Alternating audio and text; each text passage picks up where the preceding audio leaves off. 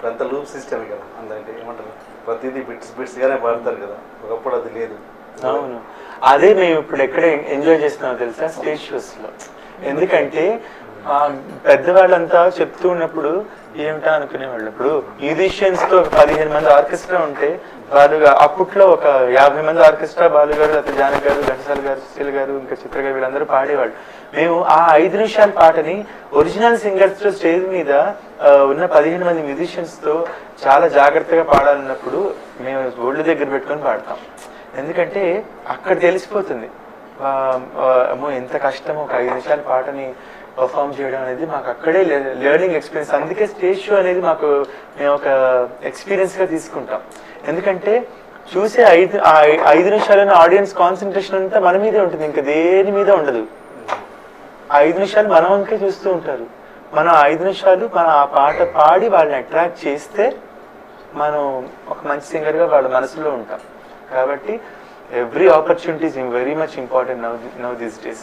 మనకి మనకు మంచి పేరు రావాలన్నా, మనం మంచి పేరు తెచ్చుకోవాలన్నా, ఎదుటి వాళ్ళు మనల్ని గుర్తించాలన్నా, లేకపోతే ఎదుటి వాళ్ళు మనకు మంచి ఆపర్చునిటీ ఇవ్వాలన్నా ఈ 5 నిమిషాలు అది ఏ స్టేజ్ అయినా జాగ్రత్తగా పాడదామని మాక్సిమం అనేది 100% ఎవరు ఇవ్వలేదు 5 నిమిషాల్లో, కానీ మాక్సిమం ఇస్తే ఆ ఎఫర్ట్ అనేది కనిపిస్తుంది.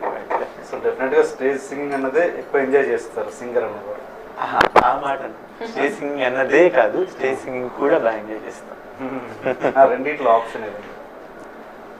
అంటే obviously first preference main song పాడిన తర్వాతేగా. కరెక్ట్. నేను ఎంజాయ్మెంట్ వేరు, ప్రొఫెషన్ వేరు కదా. ఎంజాయ్మెంట్ అనేది ఇంకా స్టేజ్. ఇప్పుడు ప్రొఫెషన్ గా మేము పాత పాటలు అన్ని పాడలేం కదా, మీన్ రికార్డింగ్ థియేటర్ లో. స్టేజ్ అనేప్పటికీ మేము ఘంటసాల గారు పాట పాడుతుంది. ప్రాసెస్ గురించి, ప్రాసెస్ అనేది దేన్ని ఎక్కువ ఎంజాయ్ చేస్తాం? స్టేజ్ సింగింగ్ లేకపోతే ఆ రికార్డింగ్ థియేటర్ లో పాడే ఇదా? సింగింగ్.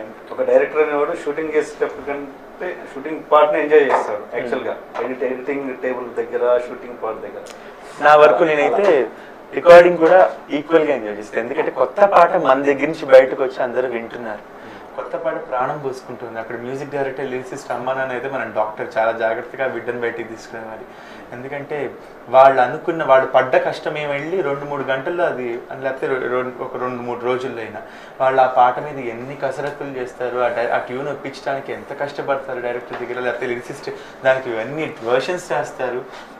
మేము పడే కష్టం కన్నా వాళ్ళు పడే కష్టం మాకన్నా 100 రెట్లు ఉంటుంది డైరెక్టర్, మ్యూజిక్ డైరెక్టర్ అలాగే డైరెక్టర్. సో వాళ్ళు చేసిన దాన్ని అంతా రెడీ చేస్తే మేము వెళ్ళి హ్యాపీగా కూర్చొని తింటాం, జాగ్రత్తగా తింటాం.